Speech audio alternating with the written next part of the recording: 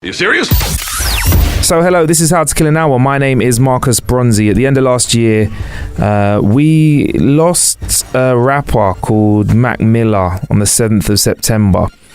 And at the time, I remember mentioning to producer Billy that I had an interview knocking around from like 2012 when he just dropped Frick Park Market, and it's from his album Blue Slide Park. And I mentioned to Billy that maybe we should share that at the time, and he said, we weren't sure whether it's appropriate to kind of be like, oh, hi, this is an interview that we had. But I think this is a nice gift to give to those who are big fans of Mac Miller still, even though he's no longer with us. Just to put this in context, this is an interview that we cut in a studio in West London when he was over here in the UK, like I said, in 2012. And we chops it up, man. And it's just a nice little conversation that I thought I'd share with you, the How to Kill an Hour audience. There's a nice little bit of bonus content on the way into 2019. Turn the music up in my headphones. Blue Slide Park. Yeah, man. Out now. Yes, sir. Frick Park Market. Yes, sir. Out now. Yes, sir. I gotta be careful when I say that, The first time I heard about that track, I was like, sorry, what?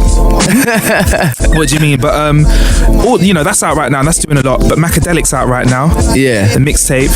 Can I just say, I'm shaking your hand right now. Thank you, man. Yeah, that's my baby right there. It's a big look. Yeah. It's a big look. That was important. I mean, I think I made that album, and the album is supposed to represent,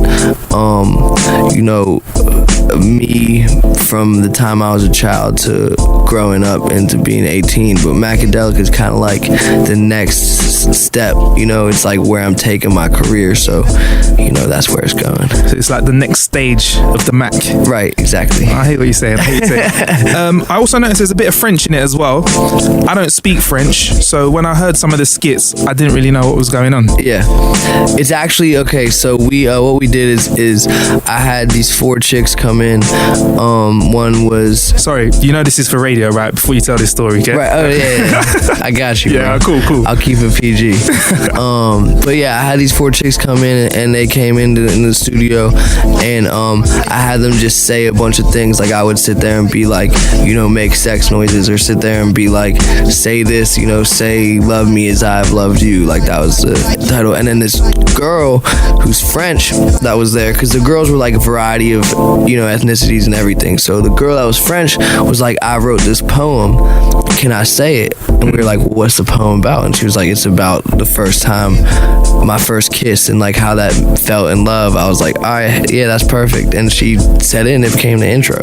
Yeah, it's very emotional, bruv. Like, I'm glad that I understand what it means now, because I was just playing that before. And to be honest, I like a foreign accent, so I was just imagining all sorts of stuff. That's what I feel you, man. The girl with the Israeli accent was like nuts. It's like she literally was nuts. I believe, man. I believe. But you have got a girlfriend, right? Yes, yeah, I do. I do. So it's all art, man. It's all art. Exactly. What's it like having a relationship and then being in a situation that you are with, let's be real, girls throwing themselves at you left, right, and center? It's not a big deal, because we know what's up, so it's nothing to worry about.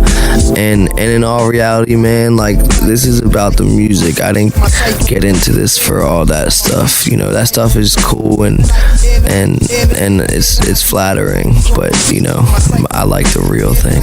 I got into music for this, so if you need any help, you just needed what am I? I'm sort of like a magnet. Do you know what I mean? I'm there. I can sort of, if you throw them in the right sort of direction, they'll just stick. So if you need some help with that, yeah, I mean, I get a lot of trouble. Girls, they don't seem to come my way that often. Really? No, I'm lying. Real talk. So if you need that help, I'm there for you, man. Thank you, bro. Donald Trump, everyone talks about it getting a lot of views on YouTube, and Donald Trump did tweet you. Now we're on almost 60 million views. Yeah, that's nuts, bro. And Donald tweeted you again yesterday. I know, and this time the tweet, I didn't really like it, to be honest, because I mean, I appreciate him making videos. I just want to know if he's joking or if he's serious, because he said I created the star, and I was like, yo, don't say that to me, man. He said he wants his cut. Right, but that has to be a joke because you ain't getting any money. And the other thing is, right when he said that for the first time, I had my lawyer check into that and see if he was able to sue us, and he's not. So. No, he's not. So you have to clarify that. Right, I was like, you should throw a tweet back, man. Just throw a tweet back saying thanks. Because I tweeted him, and the other thing is like, I'm an Obama supporter, and he's such a hater of Obama. So like, I don't appreciate him always being so bitter and just like talking bad about the president of the United States, man. Like, have a little pride in your leader. I think he's a funny dude, and I think that he's a character, and we'll see what goes from there. I agree with that. Moving on swiftly though, trainer inspection. Are the Nikes on your feet right now? I always have to check if it's Mac Miller. The Nikes on your feet. Those are the Yeezys. Yeah, is that the trainer of choice? These are like my favorite shoes right now. These the Galaxies and the McFlys and the Aquas. You cop the McFlys as well? Yeah, I had to do it. I had to do it. You had to do that. Yeah. I have two pairs of Galaxies too, because I bought a pair, wore them that night on stage, and scuffed them.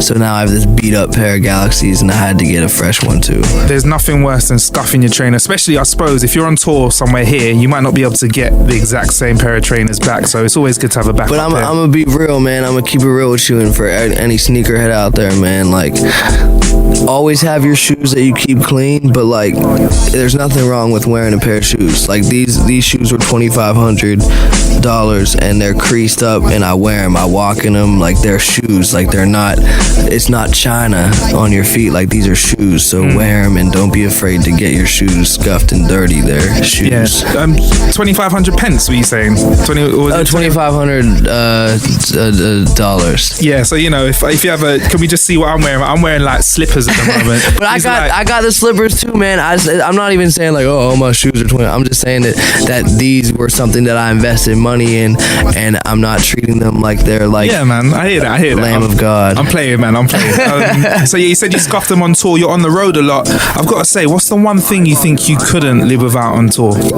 Real talk. Movies.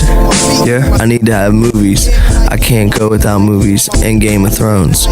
Game of Thrones. Yeah. You watch Game of Thrones?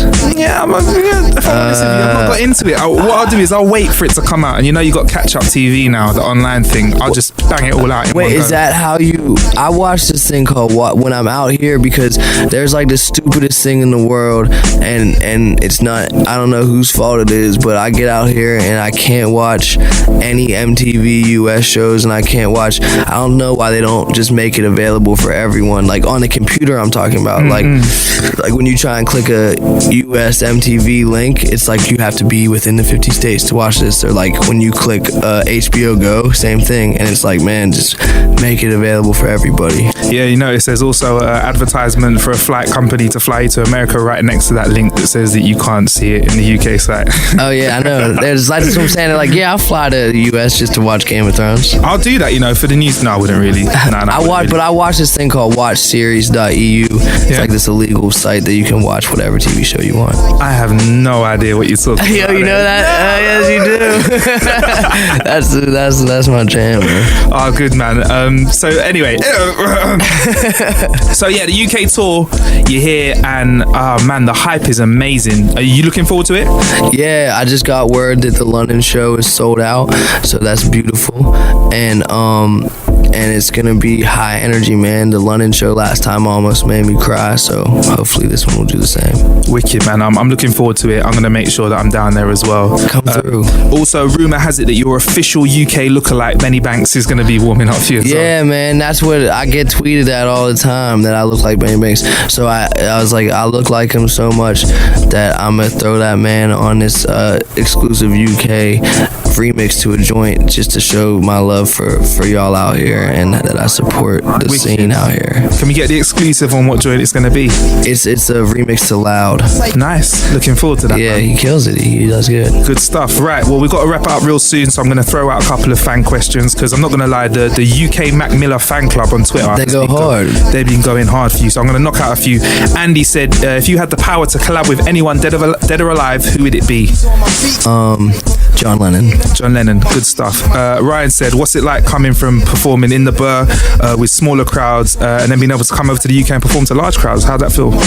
It's definitely surreal, man, because I can remember performing for 2 people with their backs turned to me, and now it's thousands and thousands. Wicked. All right. And Naria, all the way from Pittsburgh, said, what are you listening to right now on your iPod?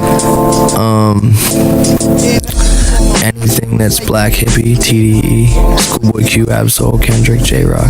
Nice. Well, there you go. That's answered everything, bruv. I wish we could stay here and do this for much longer. Oh, yeah, and man. talk all about those download sites that I don't know about. You get me? All right? Cool. Bless. My man. Yo, what's up, everybody? This is Mac Miller, and right now you're checking out Marcus Bronzy.